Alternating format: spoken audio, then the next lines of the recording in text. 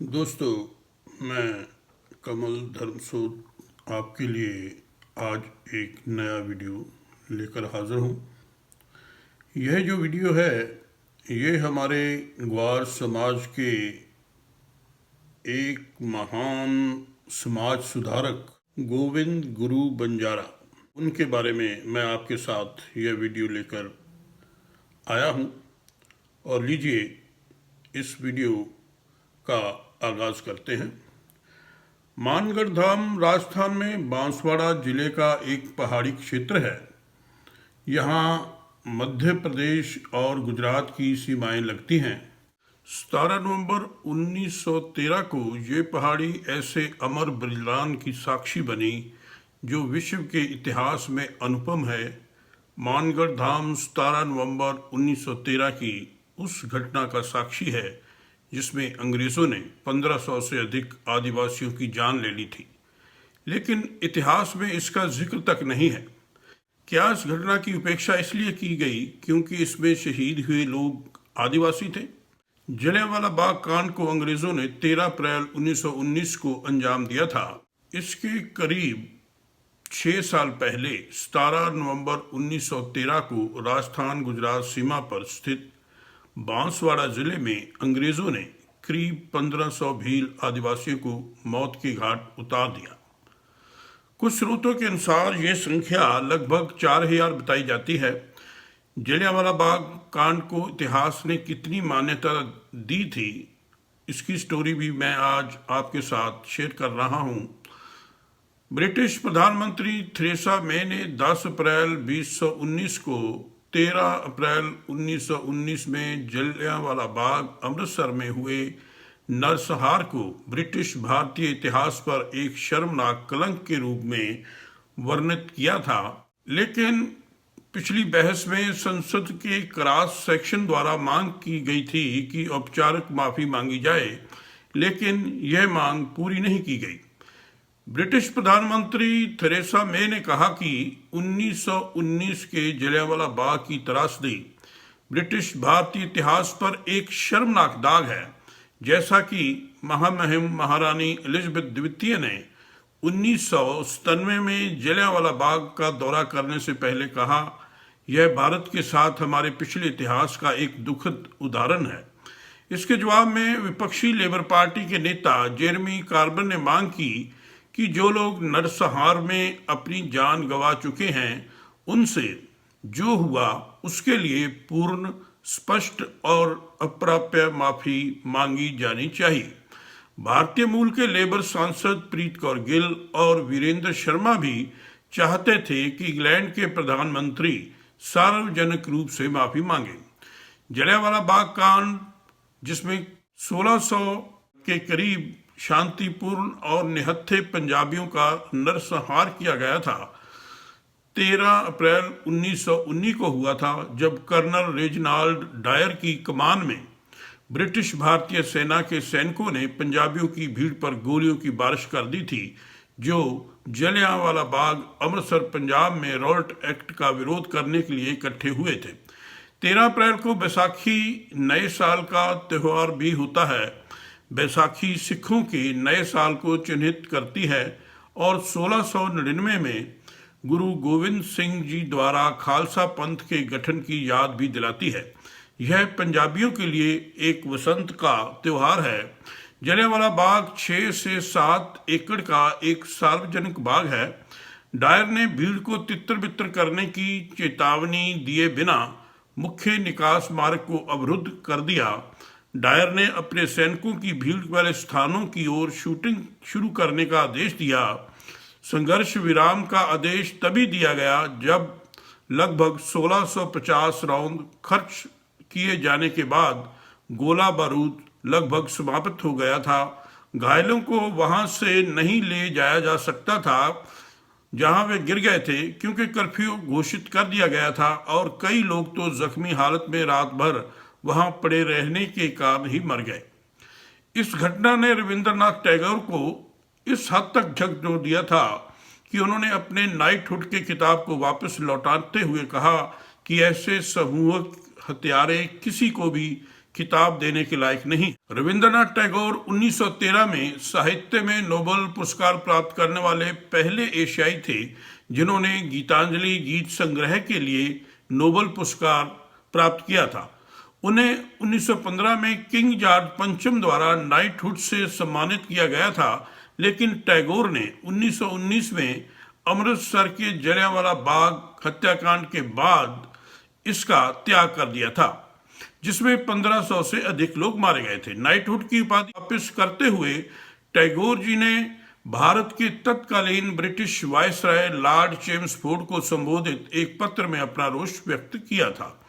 जलियांवाला बाग नरसंहार का विरोध यहीं खत्म नहीं होता, बल्कि पंजाब के सुनाम शहर के रहने वाले नौजवान ऊधम सिंह कंबोज ने इसका बदला भी लिया था। 13 मार्च 1940 को लंदन के कैक्सटन हॉल में ऊधम सिंह, एक भारतीय स्वतंत्रता कार्यकर्ता जो अमृतसर में घटनाओं के गवाह थे, ने स्वयं ही जनरल माइकल ओडायर की गोली मारकर हत्या कर दी थी।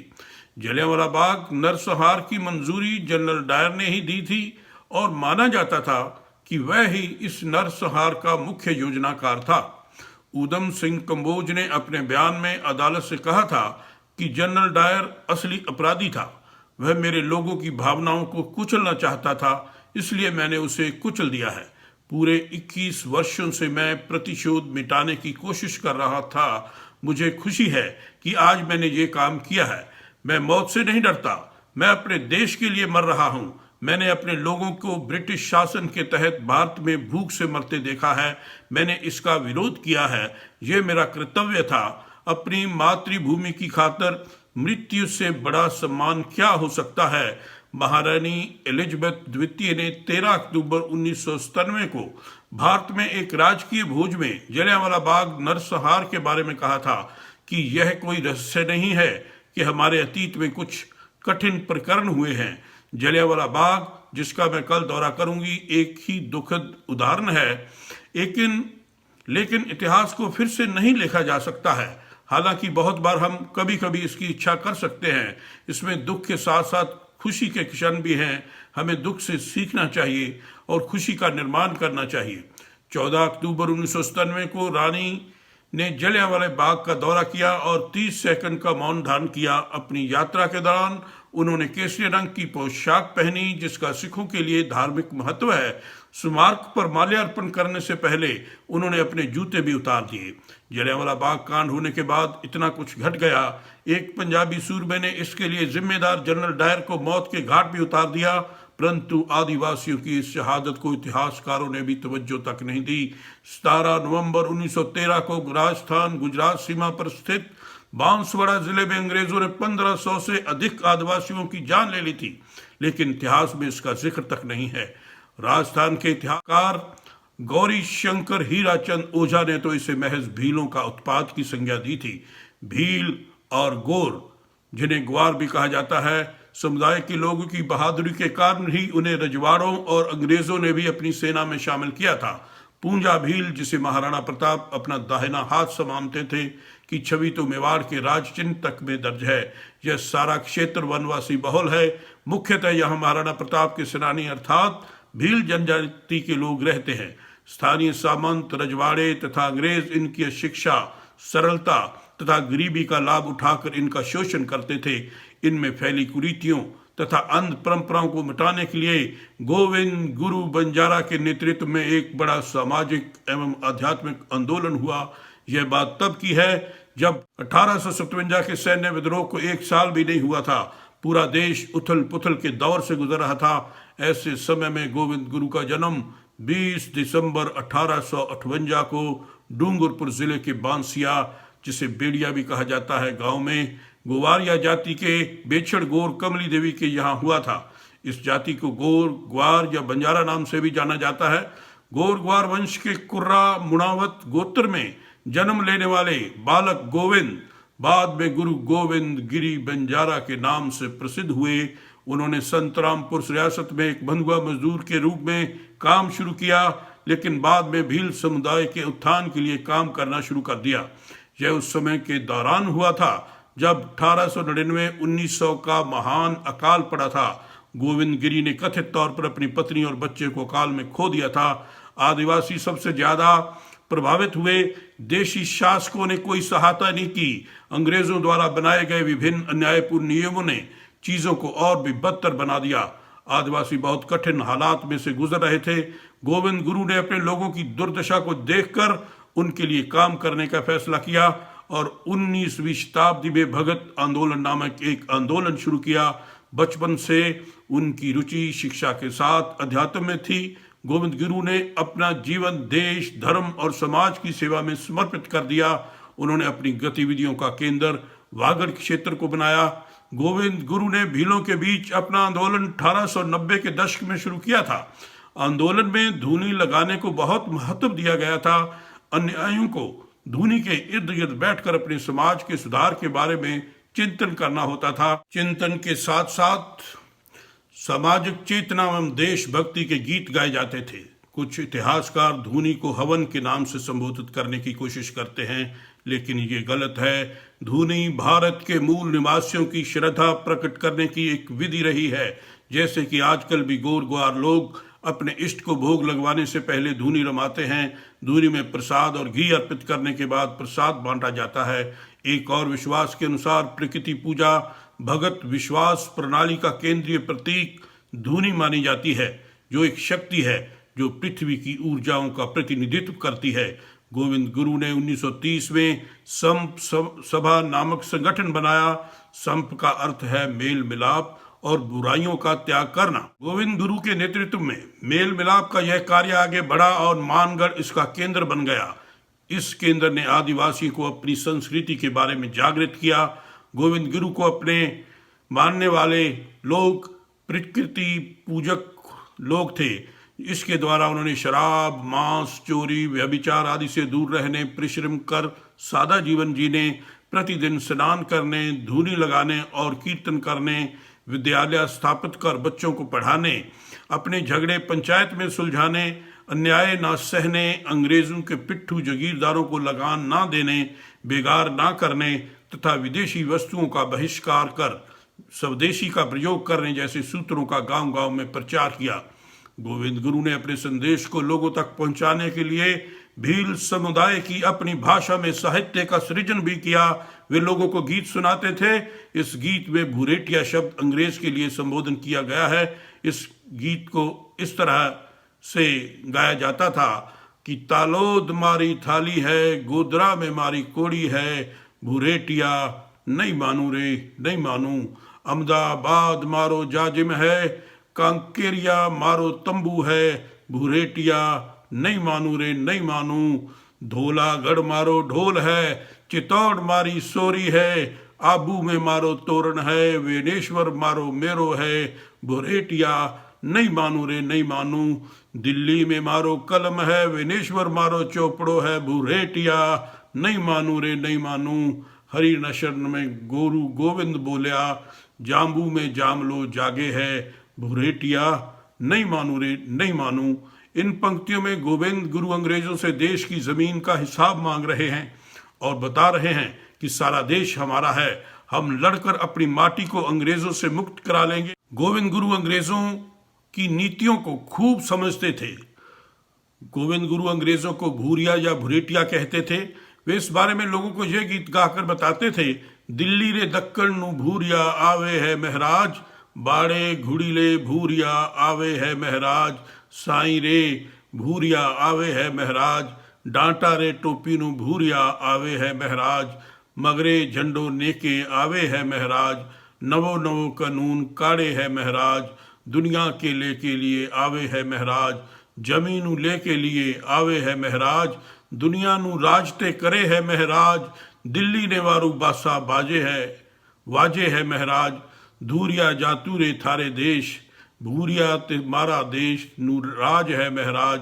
वैसे कहने को तो यह एक भजन है और राज है महराज जैसे टेक के होने के कारण यह समूह गीत की तरह गाया जाता था, परंतु यह भजन कम राजनीतिक चेतना का माध्यम ज्यादा लगता था, जिसे स्कूल के मास्टर की तरह गोविंद गुरु सभी को रटाते थे। खास बात यह है कि वे व्यापक एकता चाहते थे और इस कारण वे भीलों की भाषा का उपयोग करते थे।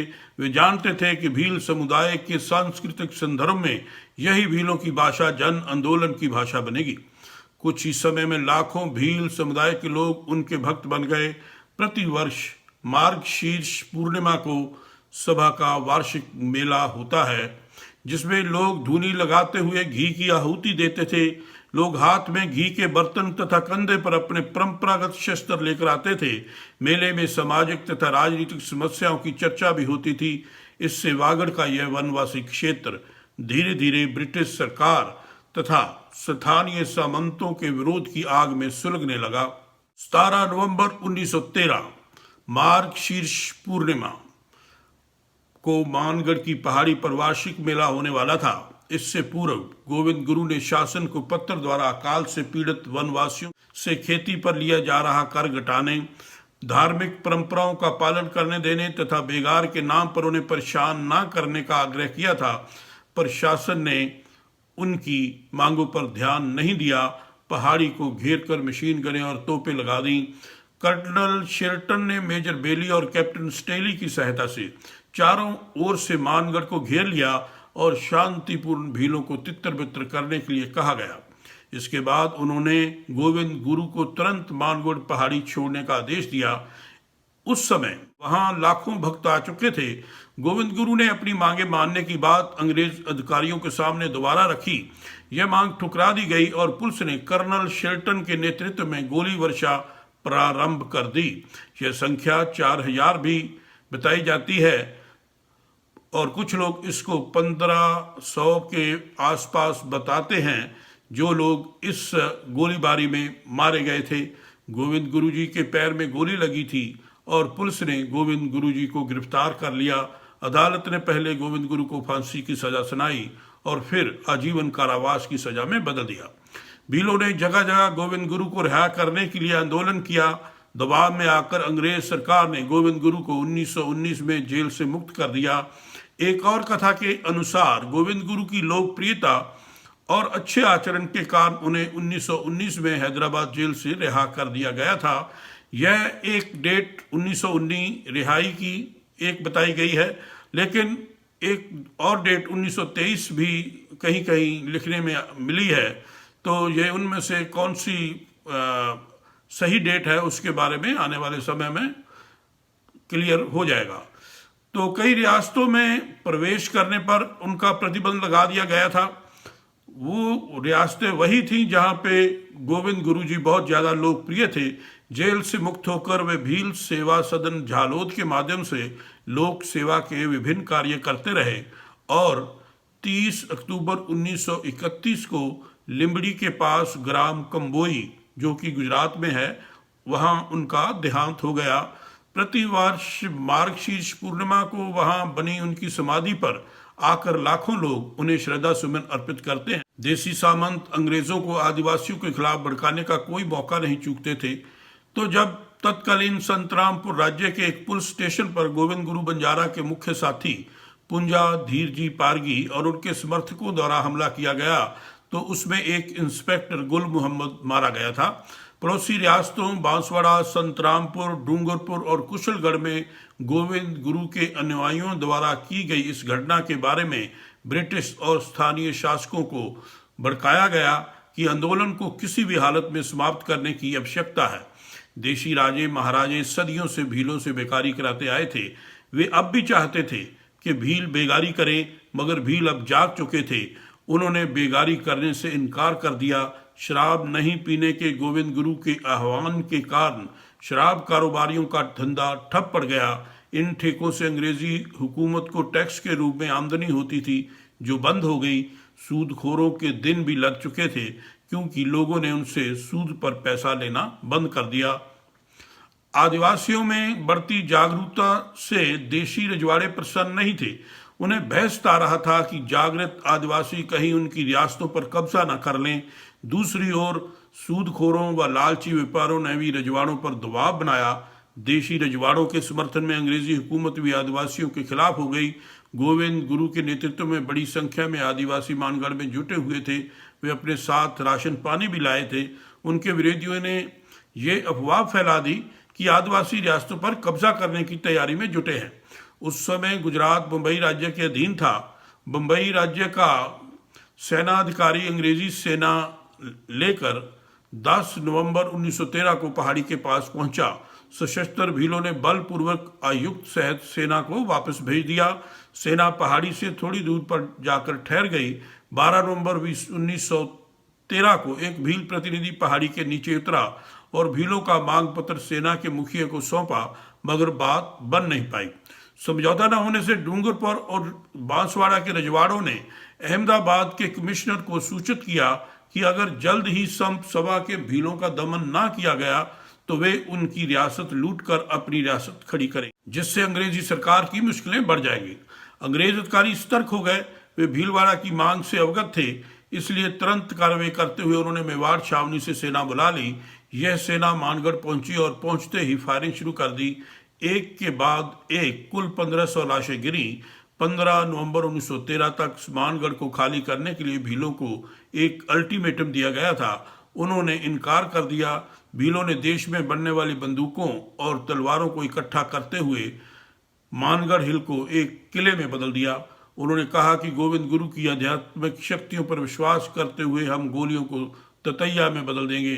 अंग्रेजों की संयुक्त सेना, जिसमें मेवाड़ कोर, जाट रेजिमेंट और रियासतों के शासकों के पुलिस बल शामिल थे, के नेतृत्व में 3 ब्रिटिश अधिकारियों ने मानगढ़ को घेर लिया और भीलों को डराने के लिए हवा में फायरिंग शुरू कर दी और अंत में नरसंहार को अंजाम दिया।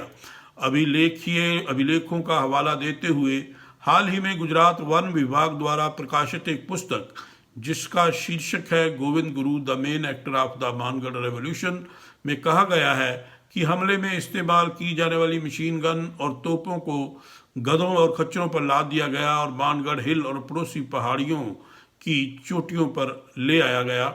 ब्रिटिश के राजनीतिक एजेंट R.E. हैमिल्टन ने भी हमले को बढ़ाने में महत्वपूर्ण भूमिका निभाई थी। यूनिवर्सिटी ऑफ मिनेसोटा, अमेरिका की विद्वान रीमा हुजा ने अपनी पुस्तक के हिस्ट्री ऑफ राजस्थान में एक रिपोर्ट के हवाले से लिखा है, मानगढ़ हिल को खाली करने से इनकार करने के बाद कई भीलों को मार दिया गया और घायल हो गए लगभग 900 भीलों को जिंदा पकड़ लिया गया। स्वतंत्रता संग्राम में 1919 के अमृतसर के जलियांवाला बाग कांड की खूब चर्चा होती है, पर मानगढ़ नरसंहार को संभवतः इसलिए भुला दिया गया क्योंकि इसमें बलिदान होने वाले लोग निर्धन वनवासी थे। वीर जी सोमा पारगी 86 साल उम्र के ग्राम खुता, टिकमा, बांसवाड़ा बताते हैं कि उनके पिता सोमा पारगी मानगढ़ नरसंहार के बचे हुए लोगों में से एक थे। बचे हुए और नरसंहार के शिकार लोगों के वर्तमान वंशियों ने इस नरसंहार को एक मौखिक परंपरा के रूप में जीवित रखा है, जो उस विनाशकारी दिन की घटनाओं को याद कराता है। मगन हीरा पारगी के दादा धारजी मारे गए लोगों में से थे। मेरे पिता हीरा, जो एक दशक पहले मर गए थे, कहते थे कि ब्रिटिश का वार्ताकारों ने भीलों को पहाड़ी को खाली करने के लिए मनाने में विफल रहने के बाद गोलीबारी शुरू कर दी थी। राजस्थान के बांसवाड़ा जिले के अमलिया गांव के रहने वाले 75 वर्षीय एक भील का कहना है कि एक भील बच्चे को उसकी मरी हुई मां के स्तन को चूसने की कोशिश करते हुए देखने के बाद एक ब्रिटिश अधिकारी ने लगातार चल रही गोलीबारी बंद करने का हुक्म दिया था। खूंटा टिकमा गांव के 86 वर्षीय वीर जी पारगी बांसवाड़ा कहते हैं कि उनके पिता सोमा, जो 1913 की त्रासदी से बच गए और 2000 सन में 110 वर्ष की आयु भोग कर उनकी मृत्यु हो गई, उन्हें याद था कि अंग्रेजों ने कैनन जैसी तोपों को गधों के ऊपर रखकर फायरिंग की थी।